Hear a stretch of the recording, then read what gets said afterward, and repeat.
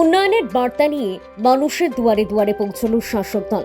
শনিবার পশ্চিম মেদিনীপুর জেলার দাঁতন বিধানসভার অন্তর্গত দাঁতন 2 নম্বর ব্লকের সাবড়া অঞ্চলে শাসক দলের উদ্যোগে অনুষ্ঠিত হল উন্নয়নের সংলাপ কর্মসূচি। এদিন সাবড়া অঞ্চলের মোট 7টি বুথ জুড়ে সাধারণ মানুষের সঙ্গে সরাসরি মুখোমুখি সংলাপে নামেন শাসক দলের নেতাকর্মীরা। বাড়ি বাড়ি গিয়ে মানুষের হাতে তুলে দেওয়া হয় গত 15 বছরের রাজ্যের মাননীয় মুখ্যমন্ত্রী মমতা বন্দ্যোপাধ্যায়ের নেতৃত্বে হওয়া বিভিন্ন উন্নয়নমূলক প্রকল্প ও কাজের বিস্তারিত খতিয়ান। স্বাস্থ্য, শিক্ষা, রাস্তা, পানীয় জল, সামাজিক সুরক্ষা থেকে শুরু করে দুয়ারের সরকার, রাজ্যে একের পর এক জনমুখী প্রকল্পের কথা তুলে ধরা হয় এই কর্মসূচিতে। একই সঙ্গে কেন্দ্রীয় বিজেপি সরকারের বিরুদ্ধে অপব্যবহার, দুর্নীতি এবং মানুষকে বিভ্রান্ত করার ষড়যন্ত্রের অভিযোগও তোলেন শাসক দলের নেতৃত্ব। তাদের দাবি, উন্নয়নের বদলে বিভাজনের রাজনীতি করছে কেন্দ্র। স্থানীয় মানুষের সঙ্গে সরাসরি সংলাপের মাধ্যমে সরকারের উন্নয়নমূলক কাজ মানুষের সামনে তুলে ধরাই এই কর্মসূচির মূল উদ্দেশ্য, এমনটাই জানিয়েছেন শাসক দলের নেতৃত্ব।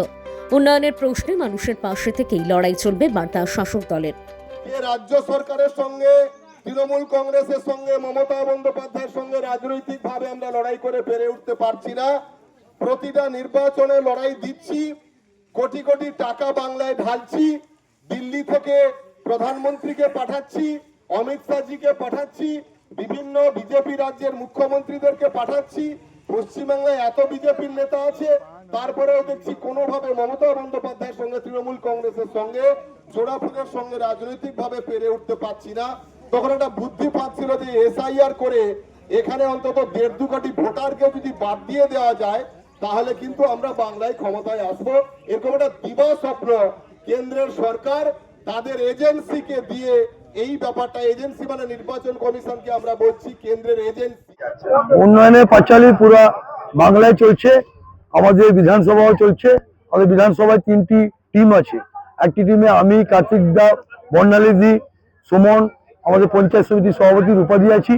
একটি টিমে আমাদের বিধায়ক বিক্রমবাবু আছেন, একটি টিমে আমাদের মানিকবাবু আছে, বিপ্লব আছে, পৃথ্বীতা আছে, সহ আরো অনেকেই আছে।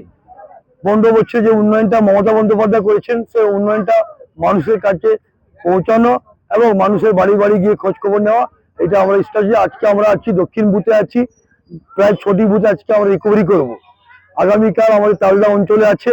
আপনারা দেখেছেন বাংলার মামাটি সরকার যে উন্নয়নটা করেছে, পথশ্রী থেকে রূপশ্রী, রূপশ্রী থেকে কন্যাশ্রী, কন্যাশ্রী থেকে লক্ষ্মী ভান্ডার, স্বাস্থ্যসাথী, সাইকেল শ্রী, সবকিছু গ্রামে গ্রামে যে রাস্তাগুলো হয়েছে।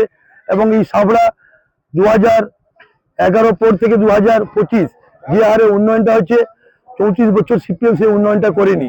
বিজেপি তো কিছু দেয়নি, যা দিয়েছে মমতা বন্দ্যোপাধ্যায় দিয়েছেন।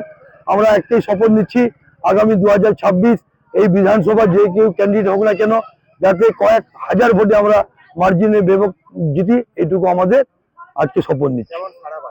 আমরা খুব ভালোই সাড়া পাচ্ছি, আপনারা দেখছেন সব মানুষ খুশি।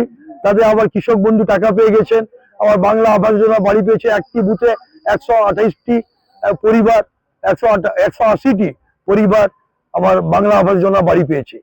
তাই মমতা বন্দ্যোপাধ্যায়কে ধন্যবাদ জানাই। আমাদের এই সাবড়া অঞ্চলে প্রায় 6টি রাস্তা এসআরডিএ পথশ্রী পার্ট 4 থেকে কাজ স্টার্ট হয়ে গেছে। আজকে পুরুলদায় আমাদের পাশের ব্লক সভাপতি মানিকবাবু, উনিও প্রচার করছেন, ওখানে বিপ্লব আছে। উন্নয়ন নিয়ে আমরা বাড়ি বাড়ি মানুষের কাছে পৌঁছে যাচ্ছি এবং মানুষকে ধন্যবাদ জানাই যে হিসাবে সাড়া দিচ্ছেন, তাই ধন্যবাদ জানাই। 2026 জোড়া ফুল ফুটবে, পদ্ম ফুল সাফা হয়ে যাবে।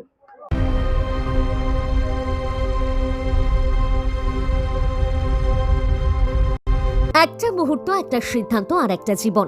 যখন সময় সবচেয়ে বড় শত্রু, তখন দরকার একটা ভরসার জায়গা। ওম হাসপাতাল, ললাট জাহান্দা, পশ্চিম মেদিনীপুর। 24x7 এমার্জেন্সি, ভর্তি, অপারেশন, জীবন বাঁচানোর প্রস্তুতি সব সময়। General surgery, gastro surgery, orthopaedic চিকিৎসা একই ছাদের তলায়। কলকাতা, ভুবনেশ্বর, কটক থেকে নামি দামি সার্জনরা এখানে। 24 ঘন্টা অ্যাম্বুলেন্স পরিষেবা, এক কলের রেসপন্স। কারণ এখানে চিকিৎসা শুধু পরিষেবা নয়, এটা একটা দায়িত্ব।